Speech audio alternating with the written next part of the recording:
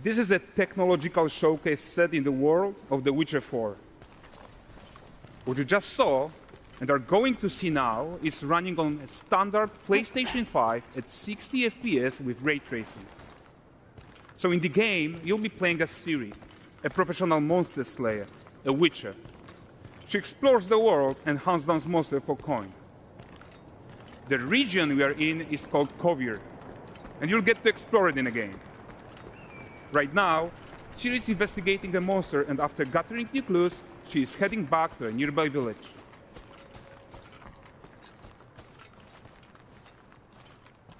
All right, everyone, meet Kelpie. Let weeds be weeds, Kelpie. So just like Geralt had Roach, Ciri has her own loyal companion. We return to town. These two characters need to feel like one. Since you're gonna explore the world on horseback, riding needs to feel seamless, natural, and just fun. Yeah, and to support that, we're introducing multi-character motion matching in Unreal. So Ciri and Kelpie, they're perfectly synchronized when mounting from any angle and speed. And we also support root motion movement on Kelpie, so controlling her feels realistic and grounded. And there are also some really nice improvements to our Unreal Chaos Flesh Solver and these machine-learned deformations. So you've got realistic muscles moving and stretching under Kelpie's skin without compromising the performance there.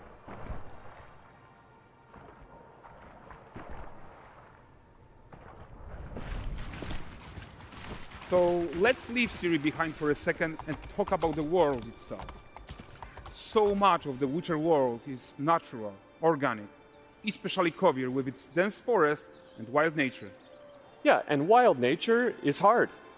And with nanite geometry, we've freed artists from so many of their old constraints. But we don't want to rest until everything we do in Unreal has that same spirit of freedom. There's always more work to do. And foliage is a huge piece of that puzzle. So we are excited to introduce nanite foliage. And in order to achieve gorgeous foliage density everywhere, while still being memory efficient, fast to render, we believe that a new idea was needed. So instead of the same card approach we've been using for the past 20 years, artists should be free to take a nanite approach to foliage, modeling every single leaf and pine needle. And the old LOD tricks of the past, they needed a complete rethink. And in their place, it's a new adaptive voxel representation in nanite. It's volumetric, it's fully 3D, it is super fast to render. And these dense clusters of triangles turn into these cubes, which at a distance, they're no larger than a pixel, and they react to the changing light of our dynamic sun and our shadows, and they allow artists to render whatever amount of foliage is needed to achieve their vision without compromise. And no compromise means how ambitious we are when it comes to bringing our vision to life with incredible visuals. But more than that, together with Epic, we created faster way to load the world. We can now bring in more content more quickly for the smoothest possible experience as we fly down to catch up with Ciri.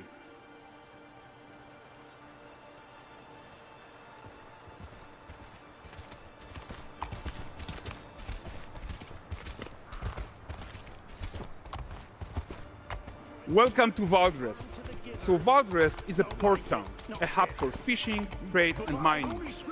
It's one of those places where you can meet shady characters or overhear gossip from other lands. It's also where Ciri took on her current contract. High-tech, let's leave Kelpie here and explore the marketplace and food. I'm so excited we can finally show you some of this stuff. Let's see what Valdrest has to offer. Not her again. Not even at the land Exeter Fair. Now, 9 gazes while I present him with a fish. For the furry rascal will often wink, and the fair's weight grants good fortune.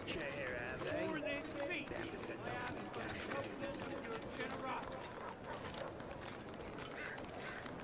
Pardon.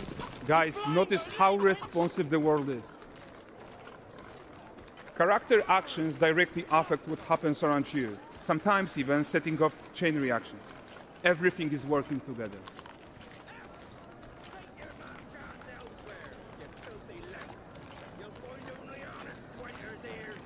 Oh, look at this poor gentleman being taught how to fly by an angry innkeeper. That's what happens when you cheat at Gwent. Last of it, is it?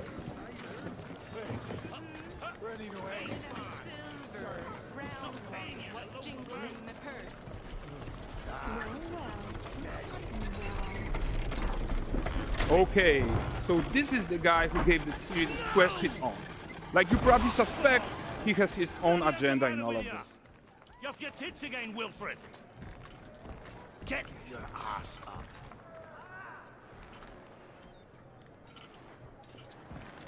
A typical day's toil. Who in? Witcheress. What news of my wagons? No eternity is taking that damn salt to arrive. I found them. And, well, suffice to say, they'll not reach you. As for the salt, I found not one speck. I presume this comes as no surprise to you. Now. Kavir's smuggling trade is of no concern to me. Shush, shush, shush. The manticore that flattened your cart and devoured your men, quite the opposite. Manticore? No, them winged hellspawn dwell in the arse end of Creighton. While Siri decides what to do about that merchant, let's take a look at the character technology that powers this marketplace. Why don't we listen in on these fishmongers? They're selling their wares, chatting up customers. Morning, catch this is. Won't find none fresher. Reckon you ladies after one of them. Comes. Get this cleaned and gutted for you. You mind, dearest? Into seeing some and more. Got mackerel cod, all Brexit's finest. And there is tons of tech at play here, even in this simple market stall. Metahuman tools, improved Unreal smart objects, chaos cloth, and more. Yeah, and all of this exists to make sure that the gap in quality between Siri and NPCs is as small as possible. Yeah, and closing that gap, it's not just about fidelity, right, but also authenticity. They should react to changes in the world around them. But the prisoner in Pillory isn't exciting enough for Valdrest. Let's grab everyone's attention with a circus.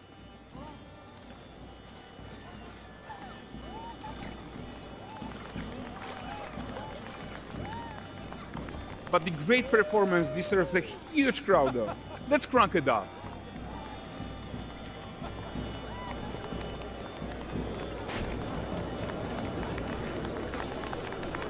So you are seeing tons of optimizations here to many of Unreal systems, including an entirely new Unreal animation framework, allowing us to fit easily in our 60 FPS budget, not just in rendering, but also with room to spare on the game thread.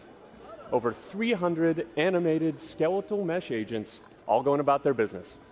And the whole point is to leave breathing room for developers like you to introduce the gameplay and the systems that your players expect, empowering you to make your worlds come to life without Unreal standing in your way. You are right. And that's the open world RPG that we're making.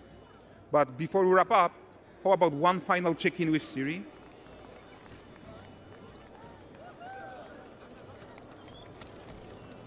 We are making this game to be the most immersive and ambitious open world Witcher game ever. And we are making this a reality thanks to our work on Unreal with the team at Epic. I think what we are doing together is going to bring in a new generation of open world RPGs, and I'm so proud of what we accomplished so far. We are too. So we're almost done, but before we go, here's a small gift for all Witcher fans. A first look at Lanexeter.